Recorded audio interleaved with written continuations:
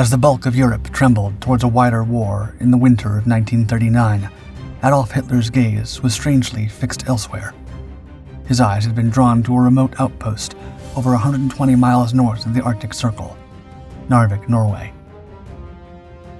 It was through Narvik's ice-free port that a most precious commodity flowed: Swedish iron ore, the lifeblood of German industry. In the Führer's mind, Narvik was a lynchpin of Germany's coming war efforts. And as winter deepened into 1940, so too did Hitler's paranoia. Intelligence reports reached Berlin, hinting at British and French plans to seize Narvik from him.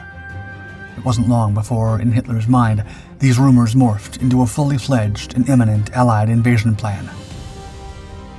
Thus, as the calendar pages turned from January to March, Hitler's Arctic obsession crystallized into a daring plan: Operation Weserübung. Germany would seize Norway and Denmark in one fell swoop, with Narvik as the campaign's crown jewel. It was a strategy born of equal parts strategic necessity with a sprinkling of delusion.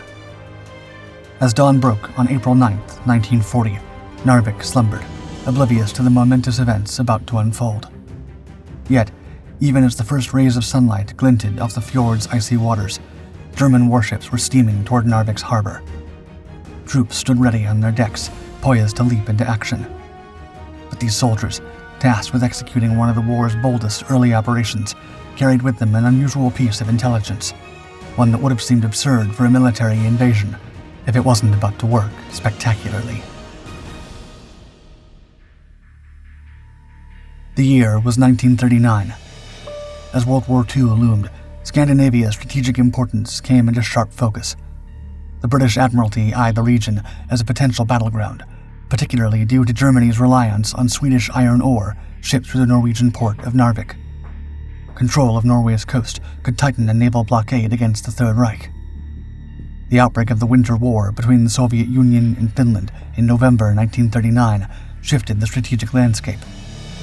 The UK and France began planning to aid Finland, envisioning a force landing in Narvik to control the vital Malmbanan railway. This would also allow the occupation of Swedish iron mines. Winston Churchill, newly appointed to the War Ministry, proposed Operation Wilfred, mining Norwegian waters to force ore transports into the open North Sea. He anticipated this would provoke a German response, allowing the Allies to implement Plan R4, their campaign to occupy Norway. However, fears of neutral nations' reactions to such British offensives led to the plan's initial rejection.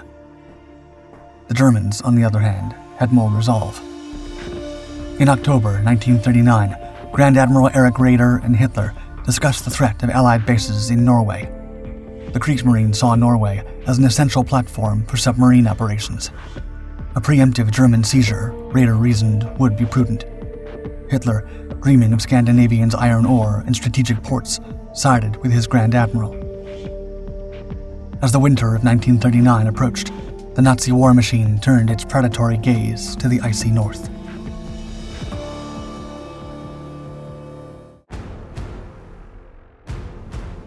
Operation Weserübung, the German plan for invading Denmark and Norway, was born of necessity and opportunity. The Kriegsmarine stressed the need for speed and surprise. Its leadership proposed a bold stroke, using fast warships as stealthy troop transports to seize their two objectives simultaneously. The Führer made a point of adding that, quote, "The numerical weakness will be balanced by daring actions and surprise execution." General Niklaus von Falkenhorst, a veteran of Arctic warfare, was tapped to lead the ground assault. To familiarize himself with the geography, he bought a Baedeker tourist guidebook of Norway. The plan was ambitious. It called for the rapid capture of Oslo, Bergen, Narvik, Tromsø, Trondheim, Kristiansand, and Stavanger. Even the kings of Norway and Denmark were targeted, their swift capture intended to paralyze resistance. In Hitler's Operation Weserübung directive from March 1st, he stated, quote, "This operation should prevent British encroachment on Scandinavia and the Baltic. Further, it should guarantee our ore base in Sweden and give our Navy and Air Force a wider start line against Britain." The German war machine prepared to unleash its full might: mountain troops, paratroopers, infantry, and over 1,000 aircraft of the Luftwaffe's 10th Air Corps. On April 7, 1940, first German ships slipped their moorings, setting course for Norway. Meanwhile, the British resumed plans to lay mines in the Vestfjorden as part of their meager deterrent strategies. But during these actions, on April 10th, the British destroyer HMS Glowworm stumbled upon the German invasion fleet powering northward. Glowworm saw it was outnumbered. Undaunted, its crew launched a barrage of torpedoes. The missiles tunneled through the dark waters. German seamen scrambled, many praying that fate would spare them. It did. Every torpedo missed. Every warhead wasted at sea. Now, the Germans grabbed the reins of battle and fired back. Several missiles found their mark. Direct hits racked Glowworm, causing significant rudder damage. The British were cut down to desperate measures. As a last offensive gasp, Glowworm transformed herself into the final Hail Mary torpedo. It aimed its bow at the German heavy cruiser Admiral Hipper, gunning for a direct collision. Hipper's crew braced for impact. Evasion was no longer an option. Glowworm's bow crashed into Hipper's hull, but when the collision's aftershock subsided, Hipper found it had only incurred minor damage. Glowworm was not so fortunate. It suffered another explosion and began its tragic, watery descent. The shots fired and the collided hulls of this early skirmish marked the first blood spilled in the northern battle. The full fury of Operation Weserübung had been unleashed. As German forces swept into Denmark and Norway, the Allies scrambled to respond. The battle for Scandinavia, with its far-reaching consequences for the war in Europe, had begun.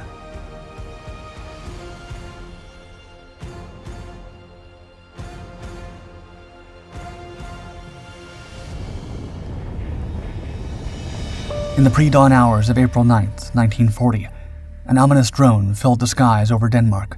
Operation Weserübung was underway, and the small Nordic nation was about to face the full might of the Nazi war machine. At 4 a.m., German Ambassador Cecil von Rent-Fink burst into Danish Foreign Minister Peter Munch's office. Resistance, the ambassador warned the minister, would result in the Luftwaffe bombing Copenhagen into submission. The Danes knew better than to accuse the Germans of bluffing. Even as these words echoed through government halls, German forces sprang into action. Paratroopers descended onto Danish soil, seizing critical airfields and bridges. By 4:20 a.m., German troops materialized in Copenhagen harbor, capturing the citadel without firing a shot. Simultaneously, Messerschmitt shattered the morning calm, reducing Denmark's air force to smoking wreckage before it could take to the skies. Danish citizens cowered as bomber engines filled the air. They held their breath, waiting for the Germans to unleash their carnage on the city. But instead of bombs, leaflets fluttered down, demanding surrender. The Danes could breathe easily, for now. But the warning was clear: submit or face annihilation. German forces next advanced on Amalienborg Palace, the heart of Danish sovereignty. The King's Royal Guard, more accustomed to ceremonial duties, found themselves thrust into the role of last defenders. They fought fiercely against the overwhelming Nazi tide. Inside the palace, King Christian X and his ministers deliberated frantically. The king's shoulders sagged under the weight of the decision. With a trembling voice, the question of surrendering was finally settled. Just before 6 a.m., Denmark capitulated. This swift conquest, the chilling display of German efficiency, ironically spared the Danish people from the worst horrors of occupation. The king and government were allowed to remain the symbolic heads of state, yet ruling in name, if not in fact. With Denmark securely under the yoke of the German forces, all guns pointed north.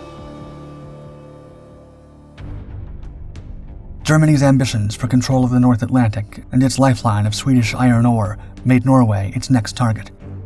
With its long coastline, perfect for U-boat operations, the country would soon find itself under the shadow of the Nazi war machine.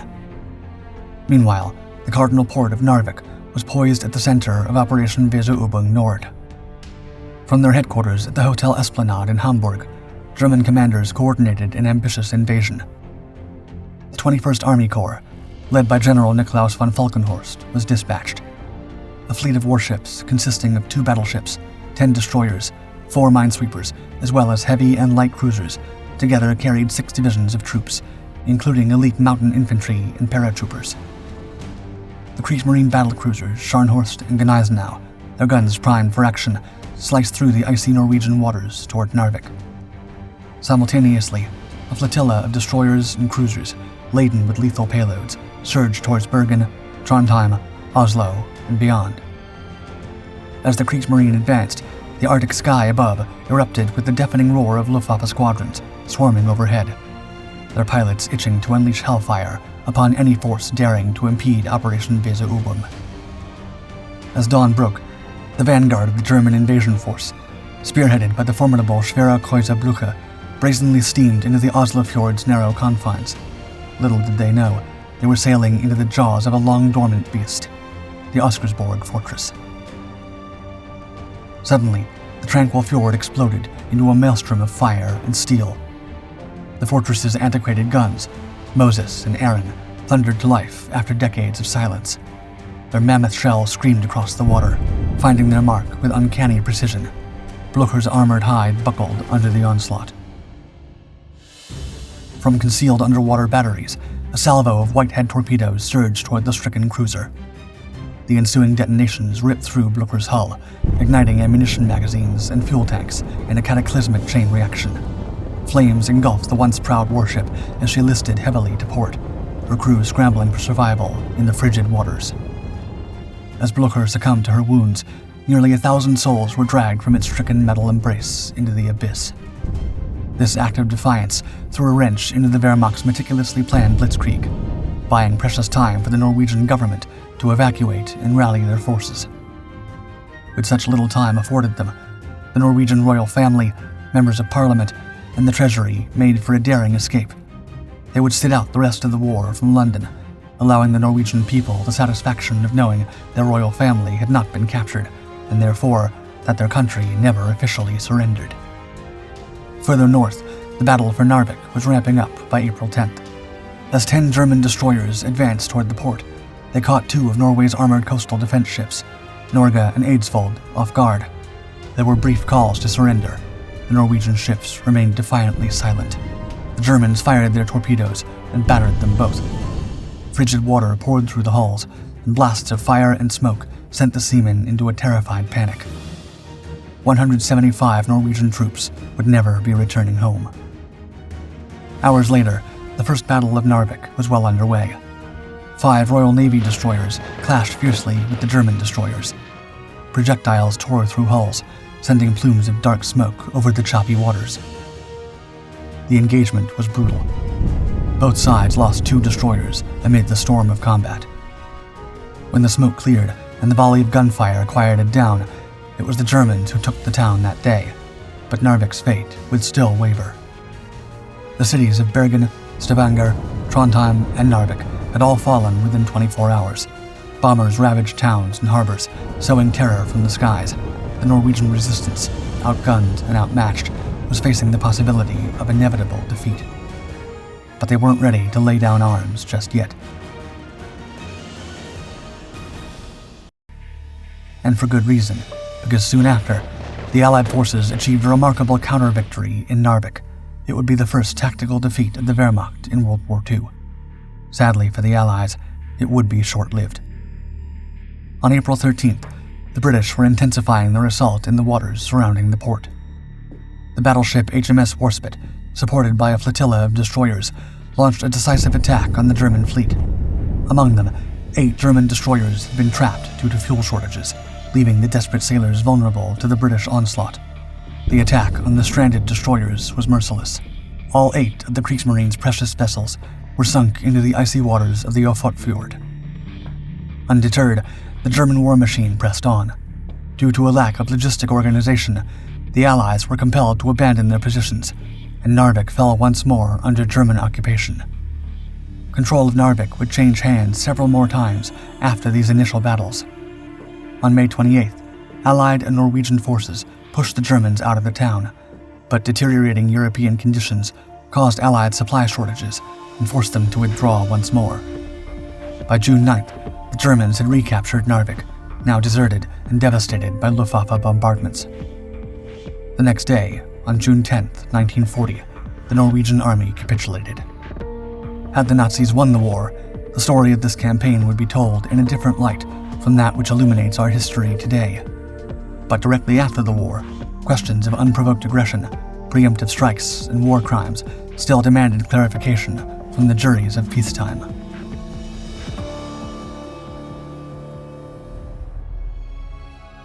During the 1946 Nuremberg trials, Germany argued that it had been compelled to act to stop the Allies from their March plans of invading Norway first. It was true that in March, the United Kingdom did make plans for an Allied invasion to stop the German supply route by occupying Norwegian cities, including Narvik. However, by April 8th, when the British began laying mines, German ships were already advancing along the Norwegian coast. The prosecution at Nuremberg even showed that Germany had been preparing for this invasion as early as October 1939, when Admiral Raeder discussed forcibly seizing Norwegian bases. The Nuremberg Tribunal ultimately rejected Germany's claim that the invasion was preemptive, concluding that no immediate Allied invasion was imminent at the time. Speaking of how the capture of Narvik was central to Germany's Operation Weserübung, historian Henrik O. Lundy wrote in his book, Hitler's Preemptive War, The Battle for Norway, 1940, quote, "The Germans achieved most of their objectives in what must be viewed as a stunning military success in the face of overwhelming odds." Narvik's story is a reminder of how even the most remote locations can become focal points in the struggle for control in global conflicts. Its role in Operation Weserübung continues to symbolize the broader fight for resources and power that shaped the course of World War II.